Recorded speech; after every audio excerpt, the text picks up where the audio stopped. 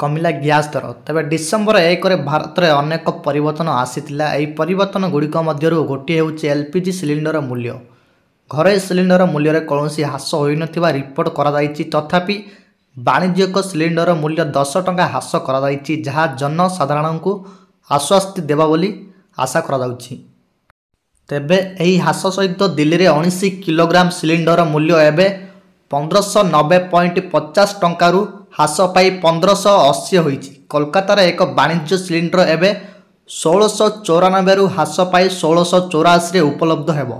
एही ह्रास सहित दिल्ली रे 19 किलोग्राम सिलिंडर मूल्य एबे 1590.50 रु ह्रास पाई 1580 होइछि। कोलकाता एक वाणिज्य सिलिंडर एबे 1694 रु ह्रास पाई 1684 रे उपलब्ध हेबो। मुंबई एक वाणिज्य सिलिंडर मूल्य 1542 रु ह्रास पाई 1531 टंका 50 पैसा होइछि। चेन्नई एक वाणिज्य सिलिंडर मूल्य 1750 रु ह्रास पाई 1739 टंका 50 पैसा होइछि।